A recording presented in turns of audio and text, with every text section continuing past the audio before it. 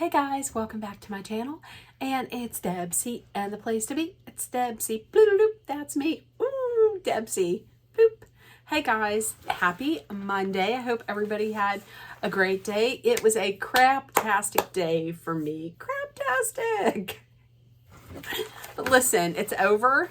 I only got Tuesday, Wednesday, off Thursday, then I got to work on Friday, so oh well, but it's from here. My lovely, spacious, Christmas decorated office wonderland. So it's Monday. So today is Man Crush Monday. I was thinking, who could my man crush be on?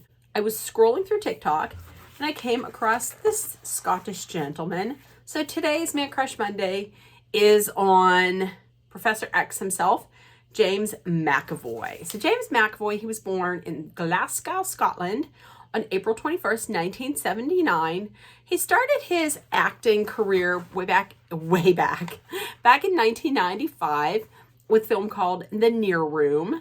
And also before he got his big break in 2001, was first big break in 2001.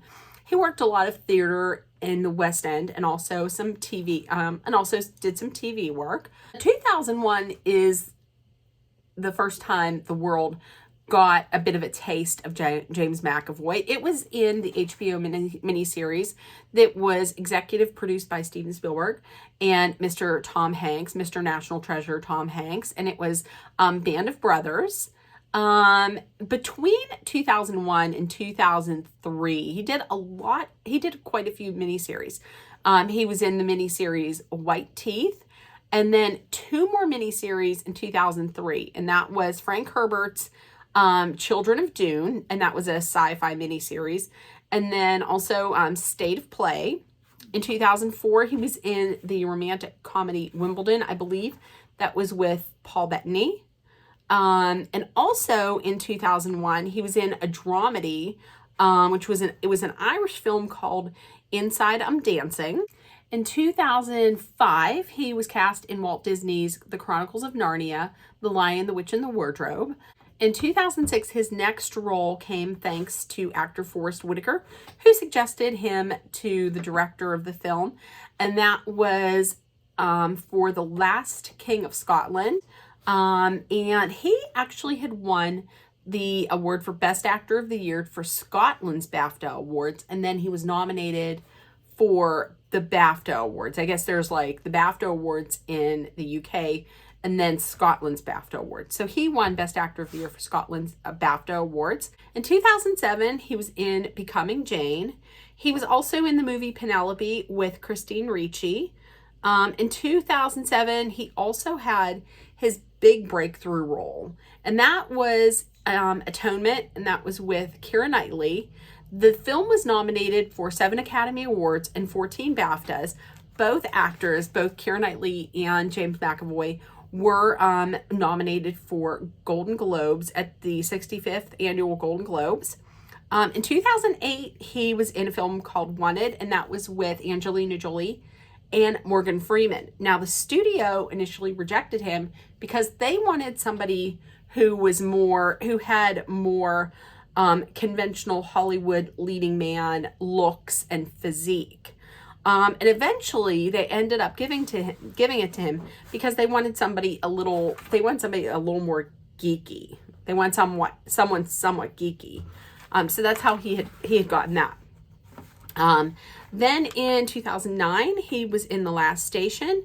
He did voiceover work in the animated film Romeo and Juliet. He also, if I remember correctly, and I'm not quite sure what year it was, but he did some voiceover work in the BBC animated miniseries Watership Down. And also in 2011, he was in the Robert Redford vehicle, The Conspirator. And then midway through 2010, he got another big break, and this is probably where a lot of maybe the younger generation know him from. And he was cast as superhero Professor X in X-Men First Class. Over the years, he reprised that role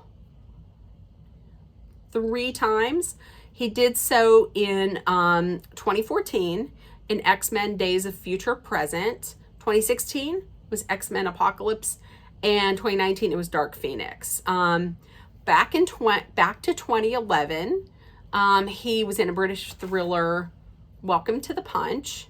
He voiced the title character in the animated holiday movie, Arthur Christmas, and he was the lead character in the movie Trance.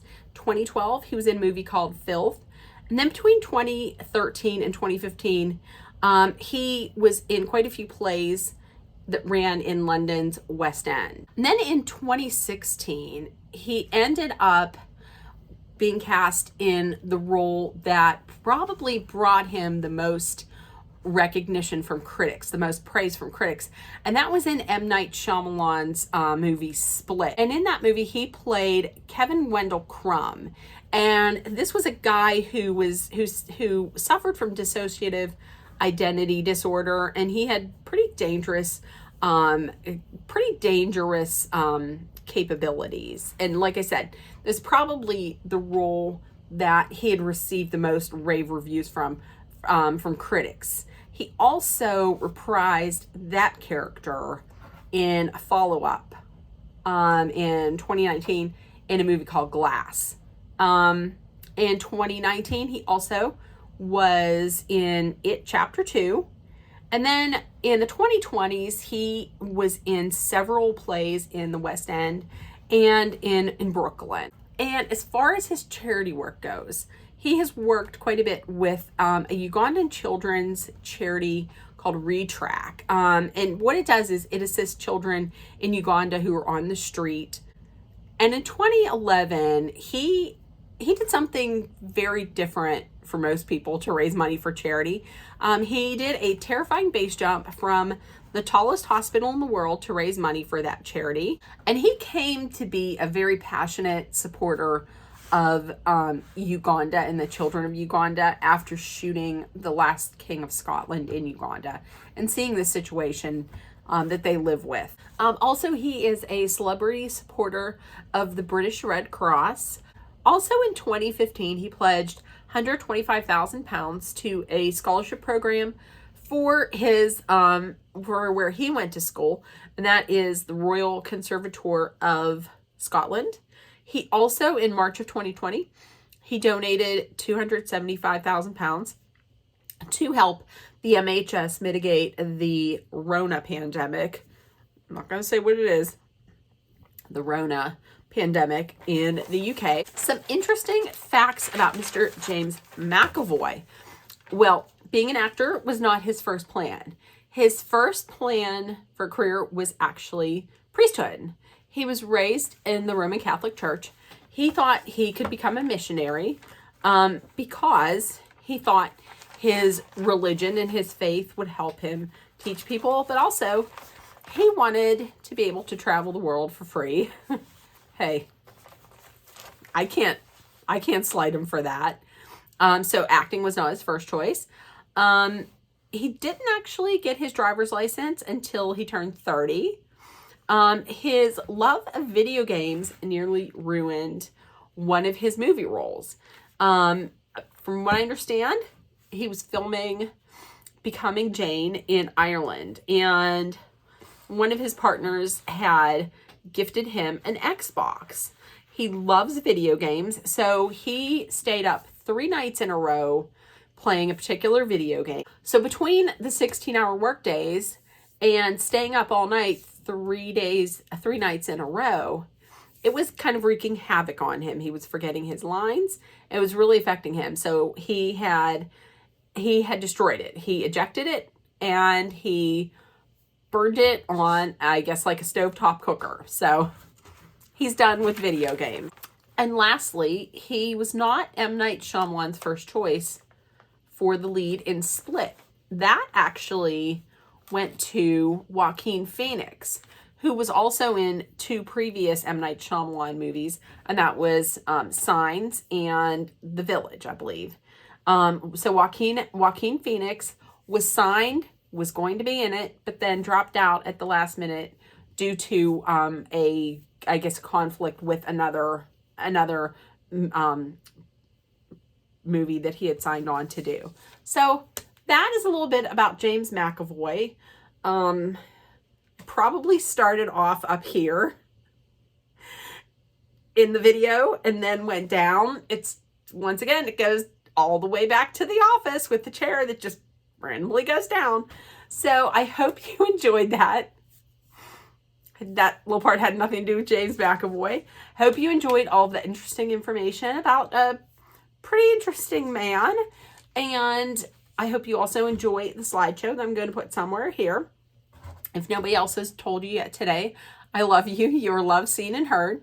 Please make sure that you put love, kindness, compassion, acceptance, hope, and positivity out there. Please remember, you are not alone. If you're feeling like maybe you're alone and nobody cares about you, you're not. We're all here for you. Y'all love you, and I love you. And once again, please put kindness out there. Spread kindness liberally. And I love you guys. Have a great night. Bye, guys.